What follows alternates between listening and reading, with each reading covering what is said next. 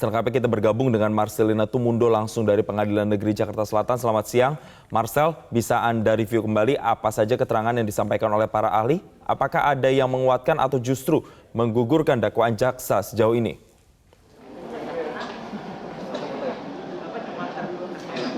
Ya, Jason, baru saja persidangan hari ini dengan agenda meminta keterangan ahli selesai digelar, sudah tuntas meminta keterangan dari 5 orang ahli, seperti dari 2 orang ahli forensik, kemudian 1 ahli forensik digital, lalu 1 orang ahli inafis dan 1 orang ahli kriminologi.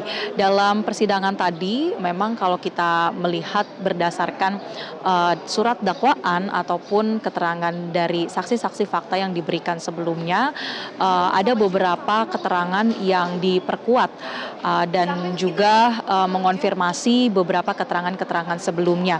Seperti tadi disampaikan oleh 2 orang ahli forensik mengenai jumlah luka tembakan yang ditemukan di tubuh jenazah Brigadir Yosua.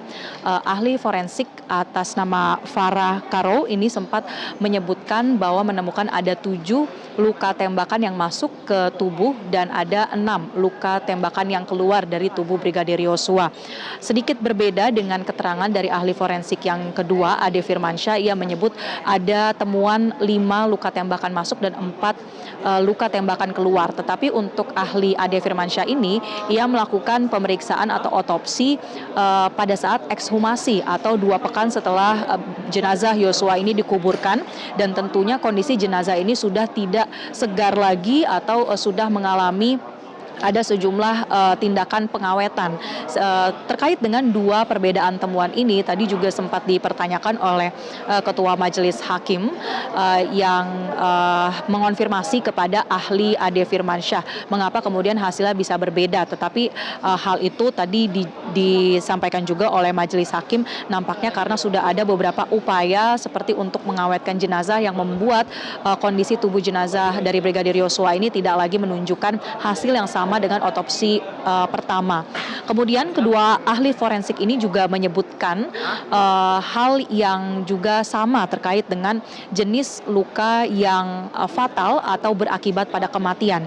Seperti misalnya luka di bagian dada sebelah kanan ini menyebabkan kematian dalam hitungan menit karena kemudian menyebabkan atau mengenai bagian paru-paru dan juga menyebabkan adanya pendarahan di dalam rongga dada. Sementara untuk luka tembakan yang berada di bagian kepala belakang sebelah kiri ini bisa dikatakan yang paling fatal karena tadi disampaikan oleh ahli dapat menyebabkan kematian seketika setelah ditembakkan, dan tembakan di kepala ini juga mengenai bagian batang otak yang juga terhubung dengan sistem pernafasan, sehingga ini tentu menjadi luka yang berbahaya atau yang fatal. Kalau kita lihat dengan surat dakwaan yang ditulis atau dirumuskan oleh pihak jaksa penuntut umum terkait dengan 2 letak tembakan ini, yang di dada atau luka tembakan dada ini menurut dakwaan ditembakkan oleh terdakwa Richard Eliezer, dan untuk luka tembakan di kepala ini menurut surat dakwaan adalah tembakan yang dilepaskan terakhir oleh Verdi Sambo. Tentu ini kemudian yang menjadi sebuah penegasan lagi terkait dengan dakwaan yang sudah disusun oleh jaksa penuntut umum.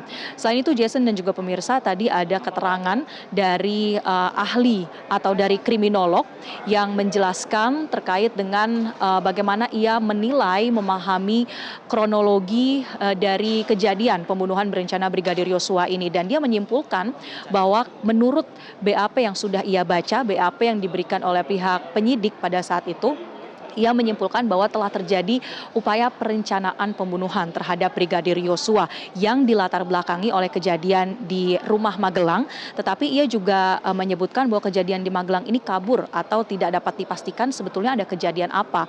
Karena kalau kita melihat apa yang disebutkan atau seringkali diungkap oleh Putri Chandrawati bahwa ia merasa ada pelecehan seksual di Magelang.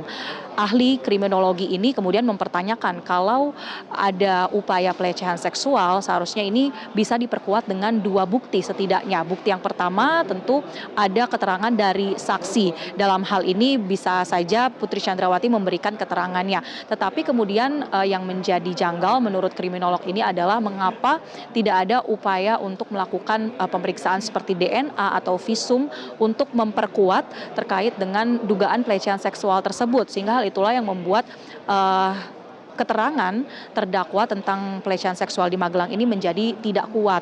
Dan selain itu juga tadi ada beberapa keterangan lainnya dari ahli digital forensik misalnya yang membeberkan adanya percakapan WhatsApp di antara Verdi Sambo dan juga Richard Eliezer 11 hari pasca kejadian atau di tanggal 19 Juli yang mengungkap adanya Sambo yang menanyakan kabar kepada Richard Eliezer lalu meminta agar Richard melapor kepada Sambo, dan Sambo mengatakan kalau tidak nyaman maka akan dilaporkan oleh Sambo kepada pihak Kapolri. Nah, ini juga menjadi sesuatu yang tergolong baru bagi kami awak media yang meliput di pengadilan negeri ini, karena dari pihak Sambo sendiri ini membawa-bawa nama Kapolri ketika ia menanyakan kabar dari Richard Eliezer pasca kejadian tersebut. Kita akan nantikan selanjutnya persidangan ini tentu dengan agenda-agenda lainnya, tapi yang pasti untuk hari ini tadi Majelis Hakim sudah menutup persidangan dengan agenda pemeriksaan terhadap ahli. Jason. Baik, terima kasih Marcelina Tumundo langsung dari Pengadilan Negeri Jakarta Selatan. Selamat bertugas kembali.